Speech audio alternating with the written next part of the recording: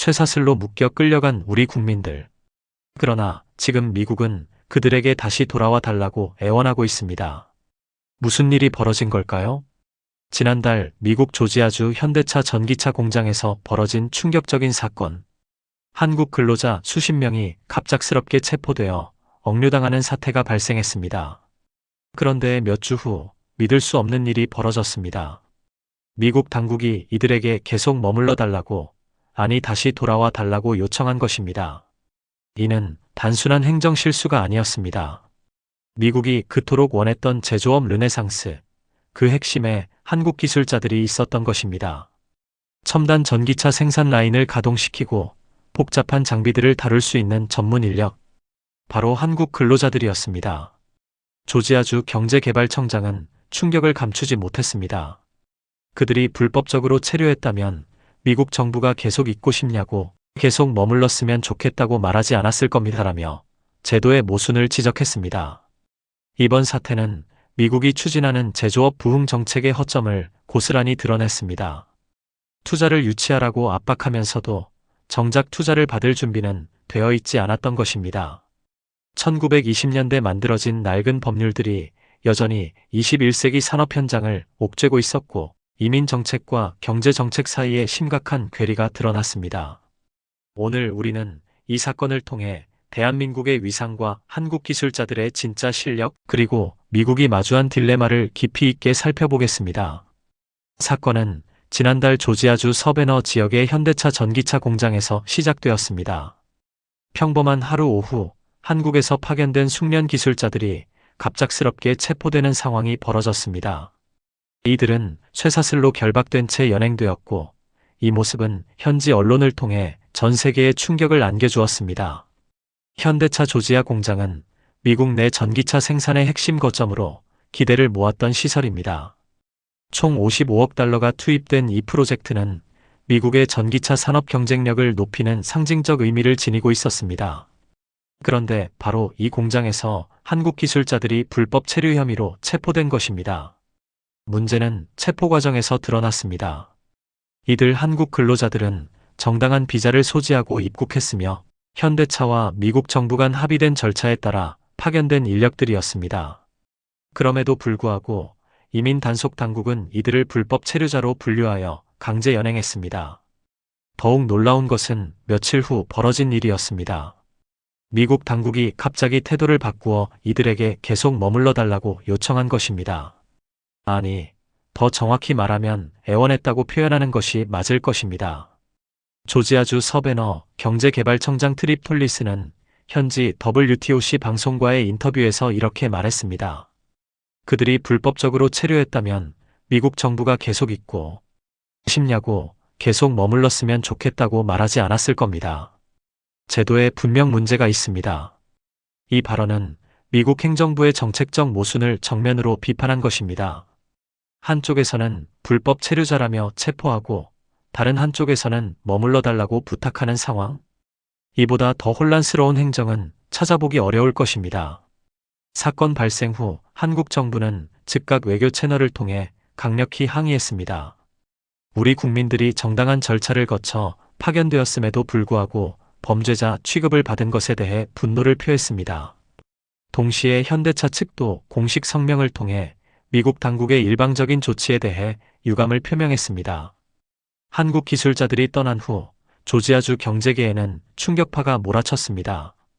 겉으로는 단순한 이민 단속으로 보였지만 그 여파는 상상을 초월했습니다.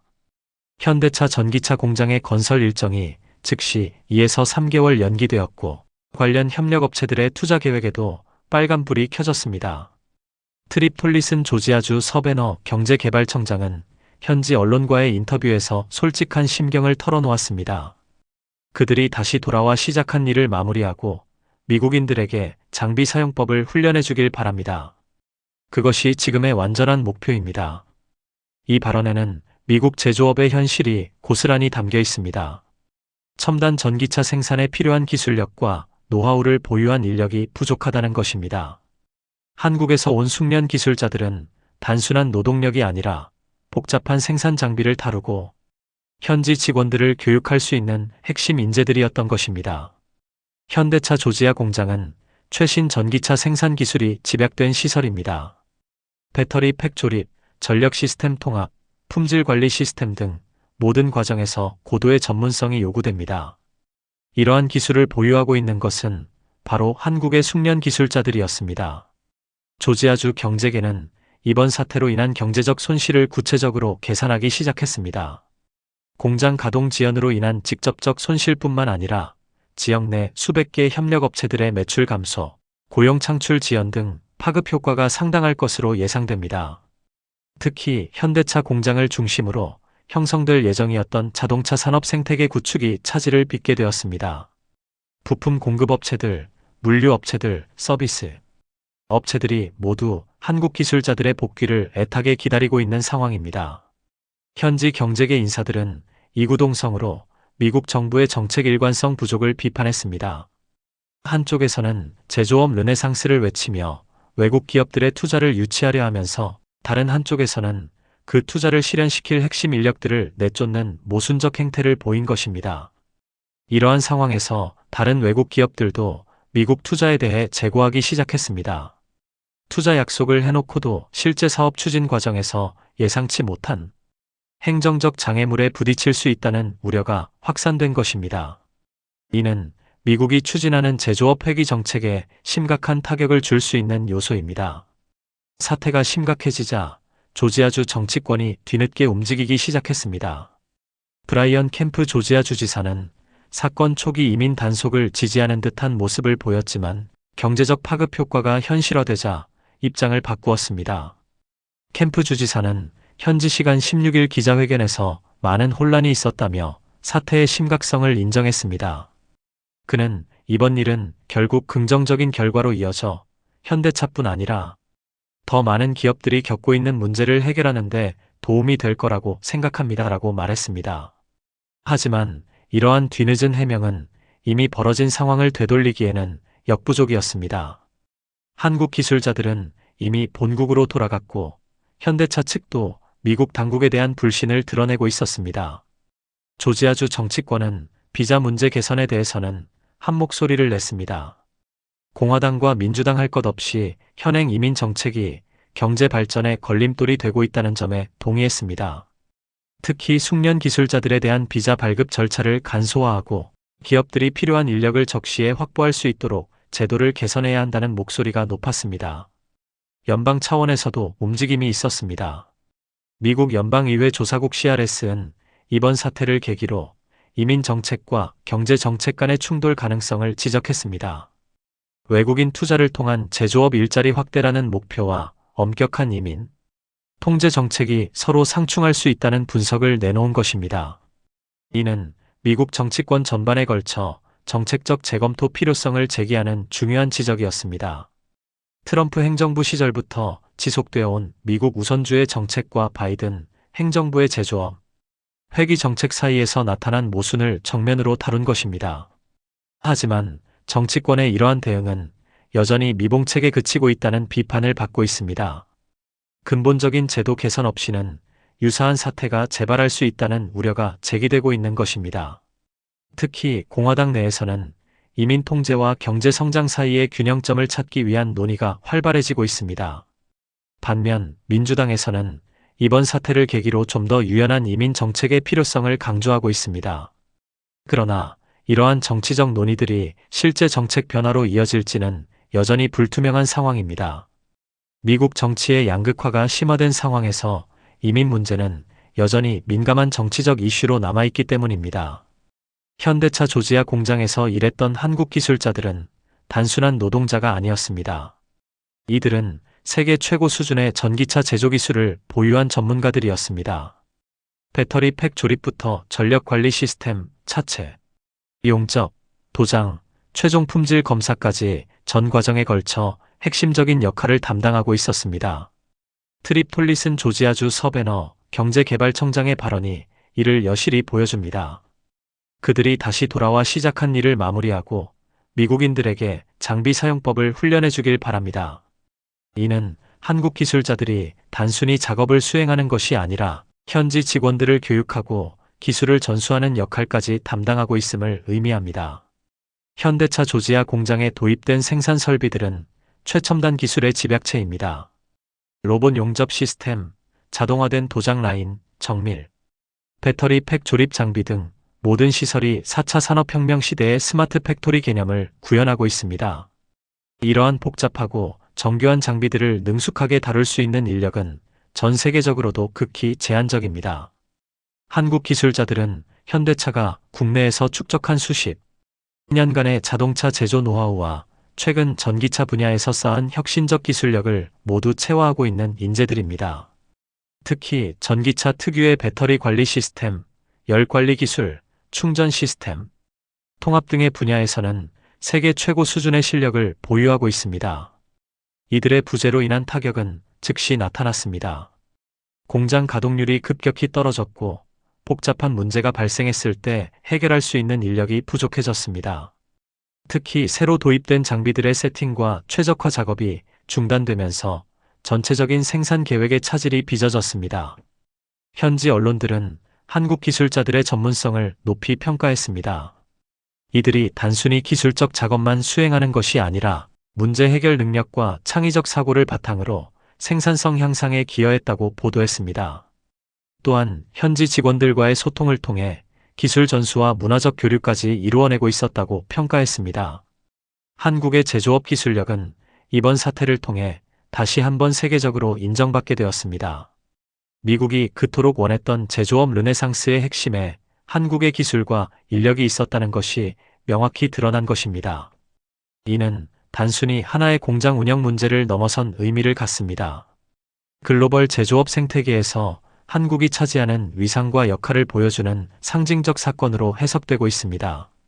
이번 사태의 근본 원인은 미국의 시대착오적인 법률 체계에 있습니다. 21세기 글로벌 경제 시대에 여전히 20세기 초반에 만들어진 법률들이 산업 발전을 가로막고 있는 것입니다. 가장 대표적인 것이 1920년 제정된 존스법 존지 액트입니다. 이 법은 미국 내 항구간 화물 운송은 반드시 미국에서 건조되고 미국인이 소유하며 미국 국적 선원이 운항하는 선박으로만 해야 한다고 규정하고 있습니다. 100년이 넘은 이 법률이 현재도 그대로 적용되고 있어 물류 비용 상승의 주요 원인이 되고 있습니다. 조선업 분야의 제약은 더욱 심각합니다. 미국은 해군력 강화를 위해 함정 건조 능력을 확대하려 하고 있지만 외국에서 건조하는 함정에는 국방 예산을 사용할 수 없다는 법적 제약이 있습니다. 이로 인해 세계적 수준의 조선 기술을 보유한 한국 조선소들과의 협력에도 한계가 있습니다. 미국이 야심차게 추진하고 있는 조선업 부흥 프로젝트 마스가엠ASA도 이러한 법적 제약으로 인해 난항을 겪고 있습니다. 단순히 돈만 투입한다고 해서 조선업이 부흥할 수 있는 것이 아니라 축적된 기술과 숙련된 인력이 필요한데 현행 법률들이 이를 가로막고 있는 것입니다. 이민법 체계도 마찬가지입니다. 현재의 비자 제도는 20세기 중반의 산업 구조를 기반으로 설계되었습니다. 고도의 전문 기술을 요하는 4차 산업혁명 시대의 인력 수급 방식을 반영하지 못하고 있습니다. 특히 프로젝트 기반으로 단기간 파견되는 기술자들에 대한 비자 카테고리가 명확하지 않아 혼란이 지속되고 있습니다. 석종건 방위사업청장이 워싱턴을 방문하여 미국 측에 던진 메시지가 바로 이 점을 지적한 것입니다. 미국에서 리더십 차원에서 이 부분을 빠르게 정리를 해주시는 것이 필요할 것 같다고 생각을 하고요. 시간이 많지 않기 때문에 빨리 결심을 해야 된다는 발언은 제도 개선의 시급성을 강조한 것입니다. 이러한 법적 장벽들은 미국이 추진하는 여러 산업 정책의 발목을 잡고 있습니다. 반도체 산업 육성을 위한 CHIPS법, 청정에너지 전환을 위한 IRA 인플레이션, 감축법 등 대규모 산업 정책들이 실제 현장에서는 낡은 법률들과 충돌하면서 기대했던 효과를 거두지 못하고 있는 것입니다. 전문가들은 이를 법률의 사일로 현상이라고 부릅니다.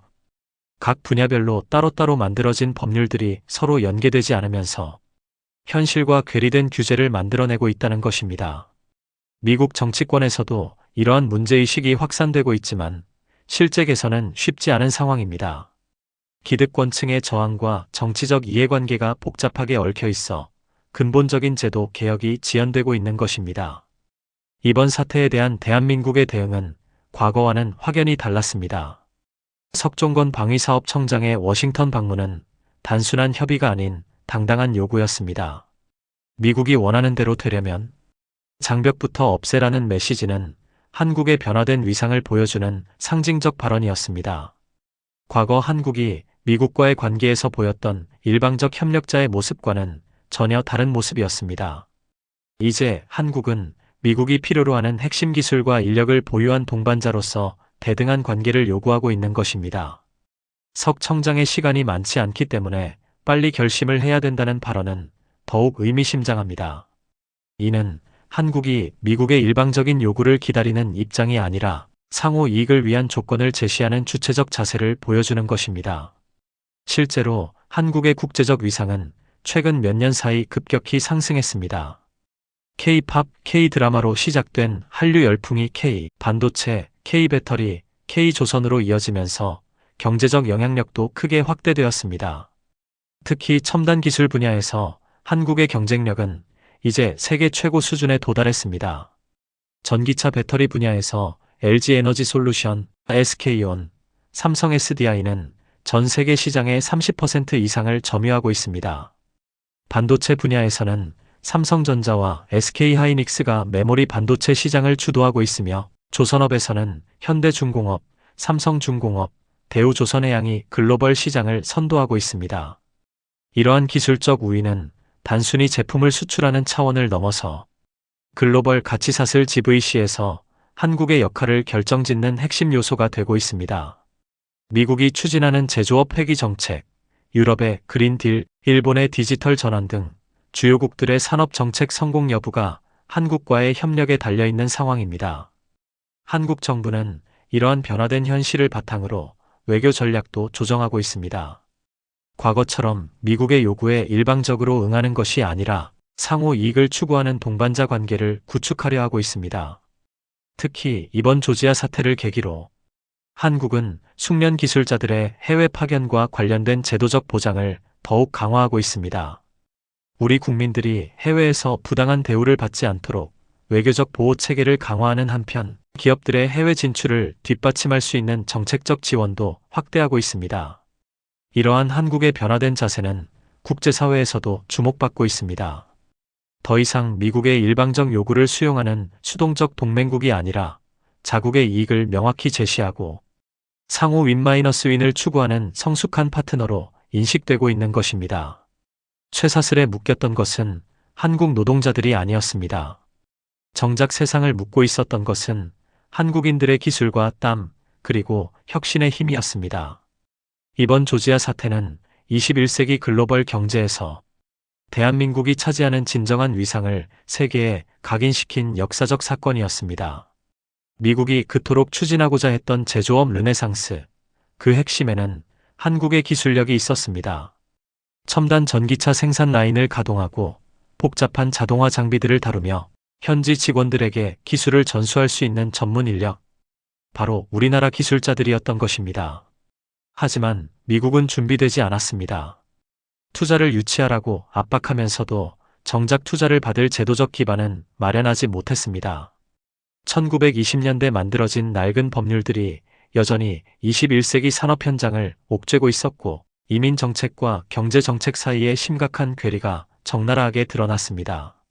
존스법으로 대표되는 보호주의적 법률들, 외국 기술자들의 입국과 체류를 가로막는 시대착오적 이민 제도들, 이 모든 것들이 미국 스스로가 원하는 제조업 부흥을 가로막는 장벽이 되고 있었습니다. 돈은 원하지만 준비는 되어 있지 않은 미국의 민낯이 고스란히 드러난 것입니다. 반면 대한민국의 대응은 과거와 확연히 달랐습니다. 석종건 방위사업청장의 미국이 원하는 대로 되려면 장벽부터 없애라는 메시지는 한국이 더 이상 일방적 협력자가 아닌 대등한 동반자임을 선언한 것이었습니다. 시간이 많지 않으니 빨리 결심하라는 당당한 요구는 변화된 한국의 위상을 보여주는 상징적 발언이었습니다. 이제 세계는 인정하고 있습니다. K반도체, K배터리, K조선, K자동차로 이어지는 한국의 기술력이 글로벌 산업 생태계의 핵심 축이라는 것을. 미국의 제조업 회귀든 유럽의 그린딜이든 일본의 디지털 전환이든 주요국들의 산업 정책, 성공 여부가 한국과의 협력에 달려있다는 것을 말입니다. 하지만 이번 사건이 주는 진짜 교훈은 따로 있습니다. 그것은 기술력만으로는 충분하지 않다는 것입니다. 우리의 소중한 기술자들이 해외에서 부당한 대우를 받지 않도록 보호할 수 있는 외교력, 우리 기업들의 해외 진출을 뒷받침할 수 있는 제도적 기반, 그리고 무엇보다 당당하게 우리의 목소리를 낼 수 있는 자신감이 필요하다는 것입니다. 조지아에서 쇠사슬에 묶여 끌려갔던 우리 기술자들의 모습은 충격적이었습니다. 하지만 그 후 벌어진 일들은 더욱 놀라웠습니다. 미국 경제계가 그들의 복귀를 애타게 기다리고 정치권이 제도 개선을 약속하며 현지 언론이 한국 기술자들의 전문성을 칭찬하는 모습. 이 모든 것이 대한민국의 진짜 실력을 증명한 것입니다. 오늘의 이야기는 단순히 해외 소식이 아닙니다. 우리가 가진 기술력과 정신, 그리고 희생이 세계 무대에서 얼마나 소중한지를 증명한 사건입니다. 쇠사슬로는 묶을 수 없는 한국인의 실력, 그것이 바로 21세기 대한민국의 진짜 힘입니다. 앞으로도 우리는 당당해야 합니다. 우리의 기술을 원한다면 그에 걸맞은 대우를 요구해야 하고, 우리의 협력을 바란다면 상호 존중을 전제로 해야 한다는 것을 분명히 해야 합니다. 그것이 바로 이번 조지아 사태가 우리에게 남긴 소중한 교훈입니다. 구독과 좋아요는 더 많은 분들에게 희망을 전하는 힘이 됩니다.